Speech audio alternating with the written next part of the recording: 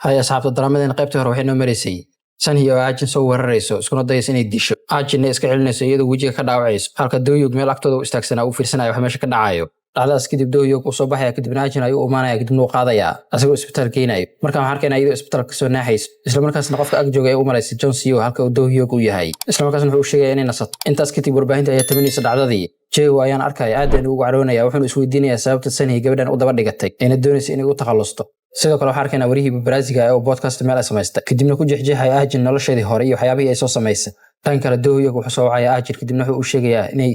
iska nasato maadaama jilliinka mar dhow ay bilaabayso wuxuuna sidoo kale u raacsiinaya inay ka walwalin Sunny maadaama uu geeyay isbitaal kaasoo isbitaalka waalida markaan Jay baartaan iyo geeskiisa ka bilaabay kadibna saaxiibkiisa ay u tagay asigoo weydiinaya arrimahani saaxiibkiisa ayaan u sheegay Sunny in isbitaal la geeyay lana geeyay isbitaalka waalida ee dooyog xaaskiisa hore la geeyay dooyog inuu leeyahay isbitaalka xaaskiisa hore meel jaan cirib dhigta la yahay kadibna wuxuu eegay CC camera albaabka isbitaalka wuxuuna u arkayaa ninkii ayaan hore soo weerarayay oo isbitaalka ka soo baxay asigoo isweydiinaya wuxuu meesha ka qabanaya ninkan asigoo iska fahmay markaan ninka u shaqeeyo dhanka kale John Sio wuxuu la kulmayaa hooyadiis asigoo waqti la qaadanayo ayadoo markaan si tolayo noloshiisa ku saabsan kadibna waxay ka codsanaysaa maanta inay isla soo dukaameystaan ayagoo markaan soo raacayo ayadoo markaan ku dhahaysay boorsooyinka ay kala door asigana wuxuu ku leeyahay labadooda way kugu fiican yihiin kadibna gabadhii kaashirka ayaa ku dhahaysay wiil iyo hooyadiis ku fiican ayaa tihiin markay dukaanka soo baxayaan ay John Sio hooyadiis ku dhahaysay wiil fiican ayaan tan naqatay kadibna nin ayaa ka imaanaya asigoo u sheegay inuu muddo raadinayo inuu la kulmo laakiin John Sio wuxuu sheegay inuu hooyadiis la socdo waqti xadirkan oo qof la kulmi kari markuu ku adkaysana hooyadiis ayaa ogolaanaysa inuu la kulmo kadibna meel ay isla fadhiisanayaan ninkii ayaa isla markii buugiis soo bixinayo wuxuu ku leeyahay buugaada ayaa muddo akhrinayay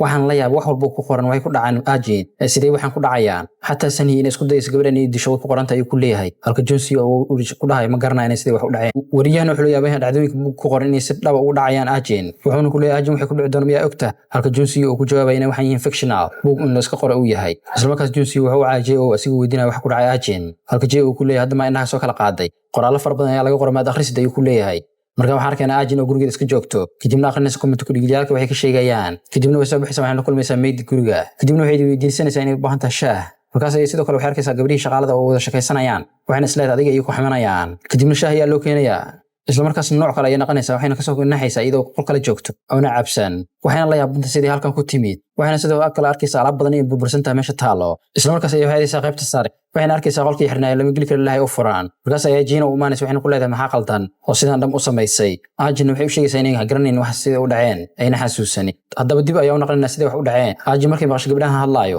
isla markaas waa lagu kacay kadibna waxay bilowday inay la dagaasho hub ayana soo qaadanaysaa ayadoo alaab jibinaysa kadibna qolka soo aadayso qolka ayana furaysaa ayadoo albaabka jibinaysa markaas ayay waxay ku arkaysaa dooyog iyo saaxiibtiisa hore sawirradooda badan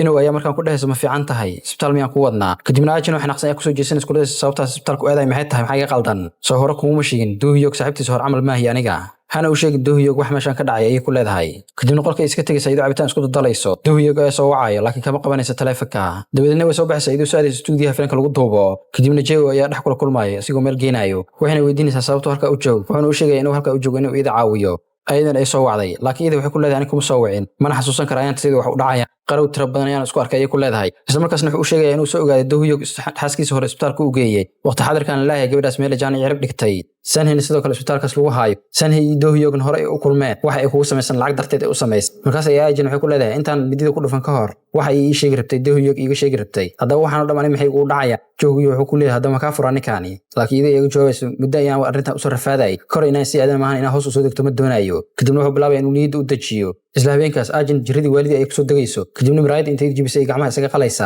dooyogna gadaasheeda ayuu taagnaa kadibna intuu soo wado ayuu gacmaha ka sharoteynaya wuxuuna weydiinayaa sababtay waxaan u samaynayso wuxuuna u sheegay inuu doonayo inay asiga lay ku tirsanaato la'aantiisna ay waxba samay karin isla markaas waxaan arkaynaa Jay iyo John Sio kulmayaan Jay iyo John Sio ayuu u sheegay inuu dooyog wax dhab ka dambeeyo gabadhana daroogaya wax walba hilmaansiinayo asigoo doonaya inuu maskaxdeeda maamulkuna cayaaro waana ninkaas meel ka sarnaa gabadhan ayuu ku leeyahay laakiin John Sio markaa uu ku soo horjeesanaya arrinkani John Sio aajin markaa xageeda uga dhamaatay wuxuuna u sheegay cadeen la'aan inuu waxba samay karin Jay isagoo caraysan ayuu ku leeyahay wax ma tara ayaa tahay uuna isaga tagayaa dhanka kale waxaan arkaynaa aajin isku diyaariyayso inay duubto filimkii laakiin sheekada filimka ayaa loo bedelay sheekadan waxaa looga bilaabay waxaa looga dhigay inay bud qaadato kadibna in madaxa uu dhufato waxayna arkaysaa budkii uu dhiig been loo marinayo isla markaasna ay ku adkaanaysaa kadibna banaanka ay u baxaysaa wayna soo laabanaysaa waxay u sheegaysaa inay samay karto directorka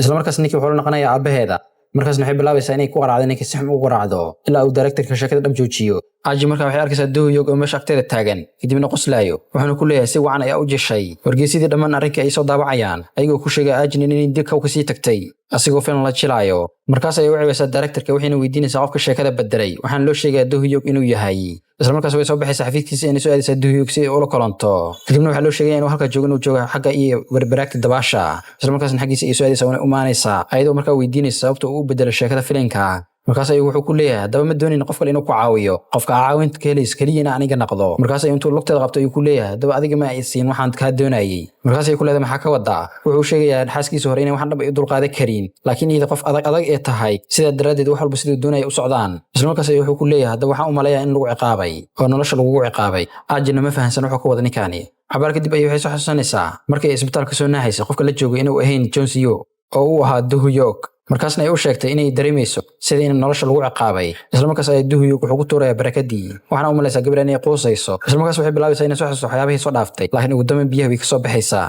isla markaas Dohyuk wuxuu wacay Jonsiyo asagoo u sheegay xaaskiis mid kamid inay xaalad fiican ku jirin oo imaado u caawiyo markaas ay Jonsiyo cararay goobta u soo gaaray Ajin wuxuuna weydiinay inay fiican tahay in kale isla markaas intay soo baday wuxuu ku leeyahay hadda ayaan dareeminaa qashin ah waqti walbana la iska kaga tuuri karo laakiin sida dhacday ma doonayo oo Dohyuk inaan kormar ayaan doonayaa awoodiisa awood ka badan aan yeesho hadaba ma igu caawinaysaa arrinkaasi laakiin Jonsiyo uu soo horjeestay arrinka hadalkaasi oo ma doonayo marnaba gabadha inuu caawiyo kadib markii suulid soo gashay isla markii waxay socaysaa JO isla markaas ay weydiinaysaa wax ku dhacay codkeeda iyo inay fiican tahay laakiin waxay u sheegaysaa inay fiicneen arrinkan waqti xadirkan uu dulqaaday karin in doonaysa inuu caawiyo markaas ay ku leeyahay wax walba aad doonaysa diyaar ayaan u ahay markaas ay weydiinaysaa sababta ay ugu caawinaysa maxay tahay markaas ay ku dhahay hadaba aniga qof kale oo adduunka ii jooga ma jiro marka adiga ku caawinayna mar walba farxad zaid ayaan dareemaa waxaana jeclahay in ahaado qof meel kaaga soo bixi karo wax allaala waxa doontan waa weydiisan kartaa Ajin oo markaan jawi degan ku jirto ayaa guriga ka soo baxayso isla markaas gabadhii maajin jaradeeda ay weydiinayso shalay wax dhacay ma xasuustaa markaas ay ku leedahay ma garanayo wax dhacay shalay maxaa dhacay maani jaradii inta soo boday ku leedahay waxa ma dhaceen kadibna waxa arkaynaa Dohyuk iyadoo isla fadhiyo isla markaas ay u sheegayaan inuu safar shaqo aadayo maadaama duwitaanka ugu dambeeyay maanta la duubayna sida darteed uu inuu hambalayo uu yimi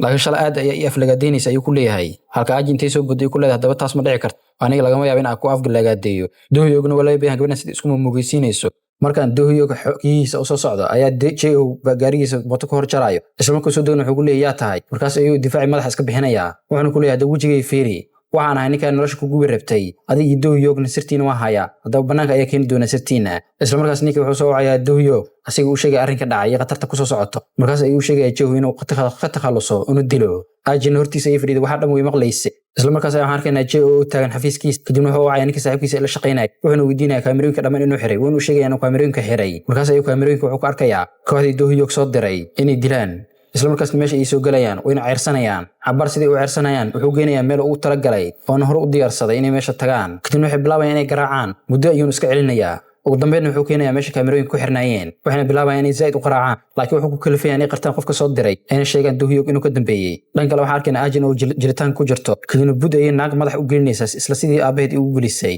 ugu dambeyn Jonsiyo uu gurigiisa iska fadho oo fiirsanaya sawirka yaraantiisa ayaa message taleefanka uu soo dhacayo waana video isla markuu video daaran wuxuu arkaa JO oo la garaacayo Ajin sidoo kale guriga markay timaado waxay arkaysaa isla video uu soo dhacayna isla markaasna waxay isku dayaysaa JO inay wacdo laakiin taleefankiisa cidna ka qaban mayso isla markaas suulida ay u cararaysaa iyadoo ooynayso waana iska fahanta naftiisa oo hore iyada raggii dilayaalka ah isla markii waxay sameynayaan meedkii JO iyo waxay gelinayaan full stop waxayna arkayaan Jonsiyo oo taleefanka soo wacayo laakiin taleefanka ay qaadayaan kadib waxaan arkaynaa Jonsiyo oo soo baxay kadibna uma hay JO saaxiibkiisa isaga weydiinaya sidii wax u dhacayaan isla markaas ninka ayaa wuxuu ku leeyahay hadaba aniga ma ogeyn sidaan dhab inuu dhimanayo oo nafsadiisa gabadhaas u horaayo haddii aan ogaalahayna ma caawin lahayn waan isku day inaan caawiyo laakiin ma caawin karin ayuu ku leeyahay wuxuuna igula ballamay inaan adiga ku siiyo caddayntaani subaxdii xigta waxaa arkaynaa Ajin oo kasoo kacaysa hurdada waxayna arkaysaa Dohyuk inay sariirta isla jiifeen isla markiina banaanka ay u soo baxaysaa Dohyukna soo daba raacaya markaas ay ku leeyahay waxaan doonaya inaan kuu sheego hadaba ma doonayo mar dambe inay jirkayga taabato markaas ay ku leeyahay sababta u taabanayna maxay tahay hadaba xaaskayga ayaa tahay hadaba halka du sida ahla way fiicnaaleed ay ku leedahay Ajin laakiin sheekada hadda sidaa ma taagno isla markaasna fiidiyowga ay tusaysaa waxayna ku leedahay caddayntan ayaan ka hayaa marnaba isku day inaa igu soo xadgudubto mar kale haddii dhacdana waa garanaysaa wax dhici doono ayadoo soo dhawaanaysa kadib nacan ka shuminaysa kana soo tagayso isla markaas ay Jonsiyo soo wacayo wuxuuna weydiinayaa waxay ku samaysay JO markaas ay ku leedahay hadaba runta ku sheega ma qaadan kartaa caddayn ayaa Dohyuk u baahday JO sida ay ugu sameeyay Jonsiyona aad ay ugu caroonaya hadalkaas asigoo ku lahaa hadaba naf ayaa kuu go'day wax walba sameynaysa waa inay halka ku joojisaa halka iyadana ku dhahaysa hadaba ma joogsanay JO hore u sii socday u dhintay isla markaas Jonsiyo wuxuu soo aadayaa Dohyuk asagoo la kulmayo wuxuuna u sheegayaa inuu waxba gaarsiin Aji haddii uu wax gaarsiiyana fiidiyowga caddeynta oo si laftiis u haayo oo asigana soo fasaxi doono Dohyogna sidaa ugu dhamaan doonto qofka kaliya gabadhan joojin karana waa aniga ayuu ku leeyahay haddaba aniga ii daa isla markaas waxaan arkaynaa sawirada yaraantiisa asigoo meel qashan ku tuuraayo dhan kale waxaan arkaynaa Ajin oo iskuna diyaarinaysa xafladda lagu dhiibayo bilada aktarada ugu sarreysa isla markaas Jon Snow ayaa isku dayay inuu waco laakiin ka qaban mayso isla markaasna wariyihii ayuu wacaya doonaya inuu la kulmo wuxuuna u sheegay inuu doonayo wax aad u weyn inuu u sheego dhan kale Ajin waxay soo gaaraysaa goobta xafladda ka dhacaysay ee Roga Casa waana meesha sheekada nooga bilaabatay taageerada ay salaamaysaa kadibna gudaha ay u galaysaa dad u tiro badan ayaa ka soo qayb galay isla markaasna meesha ay soo gaaraysaa iyadoo marka lagu dhawaaqay ku guuleystaa inay iyada tahay ugu dambeynna waa la guddoonsiinayaa biladeeda markaas ay waxay bilaabaysaa nolosheeda hore inay ka shaqayso ayna ku dhahdo hooyadii qof fiican ayay ahayd haddii ay arki lahayd saacadan horumarkaan aan sameeyana aad ay ugu farxi lahayd inkastoo annaga iska ogna hooyadeed qof fiican inay ahayn oo ay mas'uul ka tahay gabadhan dhibaatooyinkan ay samaynayso maadaama yaraanteeda wadada fiican ay ka leexisay isla markaas ayaa warbaahinta dhan lagu soo baahinaya taariikhdeeda hore dhammaan waxay shamaysay idoo laga sheekeynaya dadka dhanna u soo dhacaysa waxaana halkaa qof walba u caddaatay qof aad u xun inay tahay gabadhani hadafkeeda si ku gaartana wax walba u samaynayso qofka sheekadan soo qarxiyana qof kale maahan waa Jon Snow sixma ayuuna markaan u qayaana dhabarka ayuu ka toogtay iyadana ma filin in arrinka camal dhacayso waraysigana san yahay waa lagu waraysanayaa iyo qof kale oo marqaati ka ah arrintaani Ajin sheekada meesha ka dhacda uma dulqaadan karto